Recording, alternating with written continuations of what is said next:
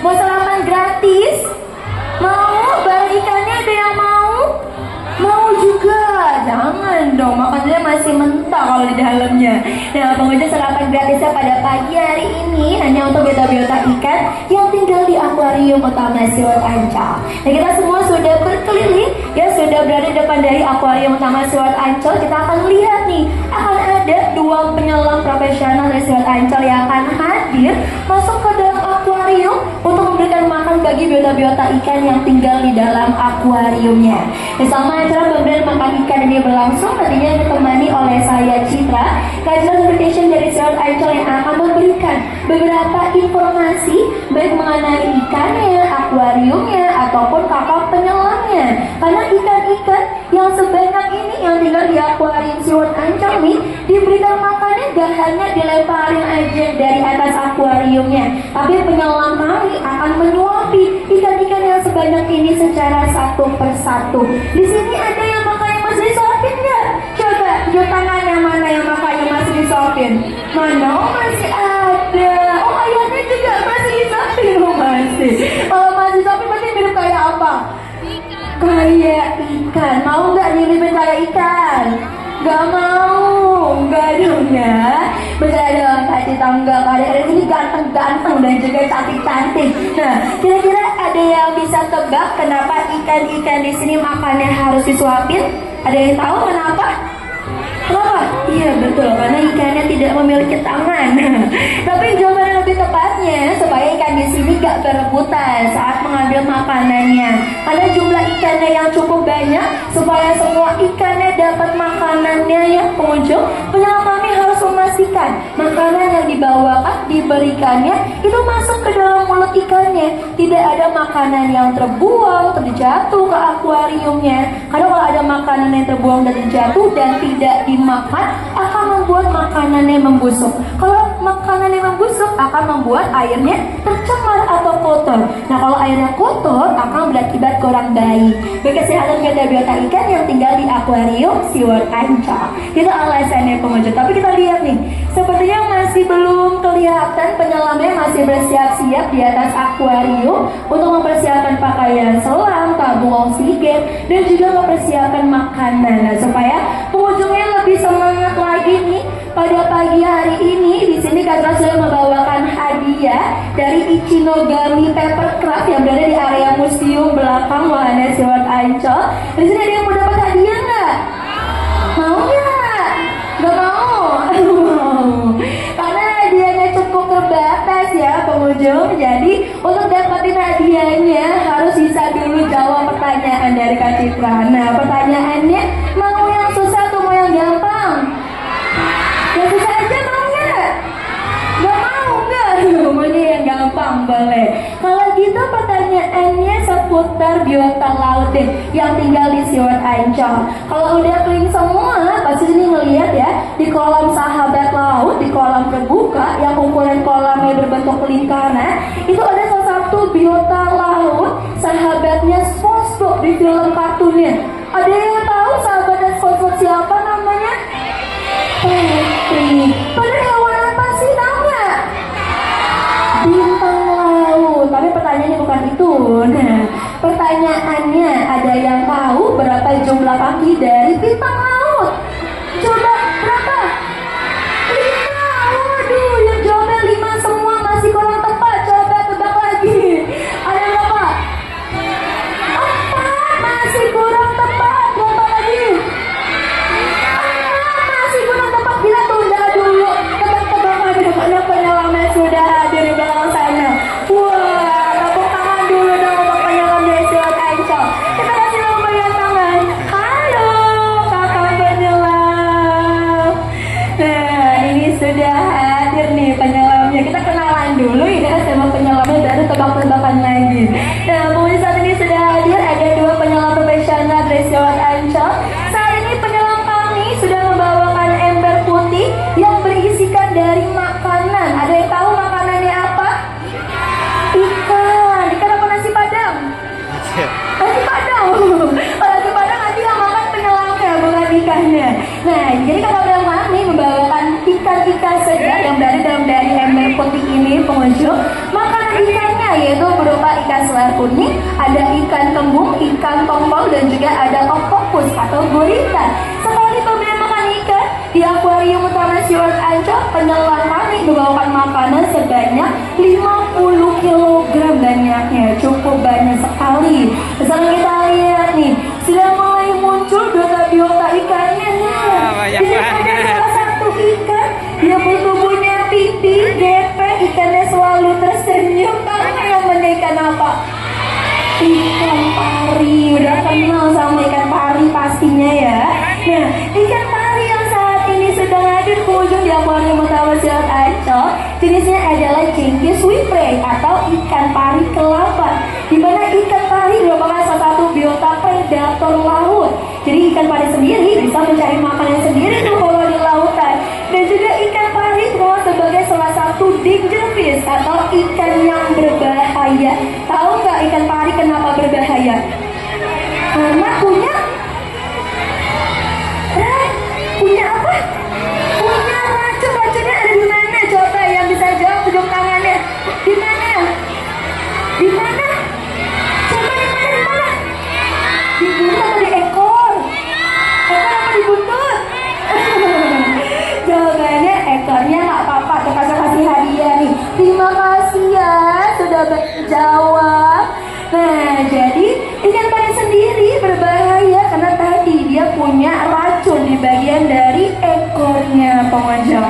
Nah, di ekornya yang panjang ini terdapat duri-duri beracun, namanya adalah serotonin. Dimana jika duri beracunnya tertancap mengenai organ tubuh manusia, seperti mengenai area bagian kaki, bagian lengan, itu bisa menyebabkan kram, tebas, bahkan lebih parahnya sampai ke lumpuhan.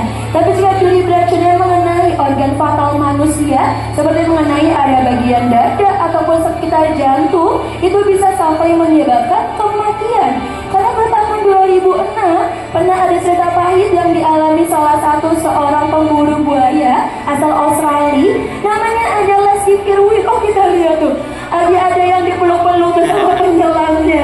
Warga tepuk tangan dulu dong untuk penyelam SeaWorld Ancol nih. Wah, ada juga nggak yang mau peluk-peluk hewan kayak gitu biotanya? Mau nggak peluk-peluk biotanya? Mau. Berarti harus masuk ke dalam akuariumnya ya kalau bisa peluk-peluk biotanya. Nah, kemudian kita kenalan tadi pengunjung. Jadi pada tahun 2006 pernah cerita pahit yang dialami salah satu seorang pemburu buaya asal Australia, namanya adalah Steve Irwin, di mana si Irwin meninggal dunia akibat tertancap duri beracun ikan pari pada bagian sekitar dadanya saat ia sedang meneliti pergerakan dari ikan pari. Jadi ikan pari sendiri pengunjung, ketika mereka merasa terancam, merasa terganggu, ikan pari ini akan mengeluarkan duri beracunnya. Pada duri beracun pada ikan pari adalah bentuk pertahanan diri mereka terhadap mangsa ataupun musuh yang ada di perairan air laut. Tapi ketika ikan pari merasa aman, ikan pari tidak akan mengeluarkan duri beracunnya ini atau mengenai apapun itu musuh yang ada di luar sana. Namun kita kenal kembali, selain ada ikan pari di sini ya, tadi ada hewan reptil laut tuh yang habis dipeluk sama penyelam SeaWorld Ancol. Tuh kita lihat tuh, ngambil makanan sendiri juga ya hewan reptilnya ini tuh, sampai masukin palanya ke dalam ember putihnya. Dan di sini ada hewan reptil laut berkaki 4, punya tempurung, punya rumah di atas tubuhnya. Ada yang tahu namanya hewan apa? Penyu atau kura-kura? Kura-kura atau penyu? Coba nih, Kaza mau kasih hadiah, tapi jawab dulu tadi. Namanya hewan reptil apa? Coba nih Kaza mau tanya sama yang ini. Penyu, namanya penyu, dia kasih hadiah nih, terima kasih. Betul, jadi hewan reptil yang diberikan makan pada pagi hari ini namanya adalah hewan reptil penyu. Jenisnya adalah Hawks dulcis turtle atau penyu sisik pengunjung. Nah, mungkin bagi pengunjung Ancol ya, beberapa ada yang mengira kalau ini merupakan kura-kura besar. Itu masih kurang tepat. Walaupun penyu dan kura-kura sama-sama memiliki bentuk tubuh yang mirip, kakinya ada 4, punya tempurung juga. Tapi pengunjung Ancol dapat membedakan yang pertama kali kita lihat dari bentuk kakinya. Kita lihat penyu memiliki bentuk kaki yang pipih, gepeng, seperti dayung, disebut sebagai kaki flippers. Sedangkan kura-kura pada bagian kakinya itu berjari dan juga bercakar. Selain itu, penyu ini berasal dari perairan air laut atau air asin. Sedangkan kura-kura, dia merupakan satu biota hewan reptil air tawar yang tinggalnya di perairan sungai, danau, ataupun rawa-rawa. Dan juga kura-kura hidup di daratan, karena kura-kura merupakan kelompok hewan amfibi yang hidupnya di dua alam. Oh, kita lihat tuh, ada ikan yang lagi mangap ya, mau ngambil makan dari ikan ya, sepertinya ini muncul. Tapi kembali kenalan lagi tadi dengan perbedaan penyu dan kura-kura.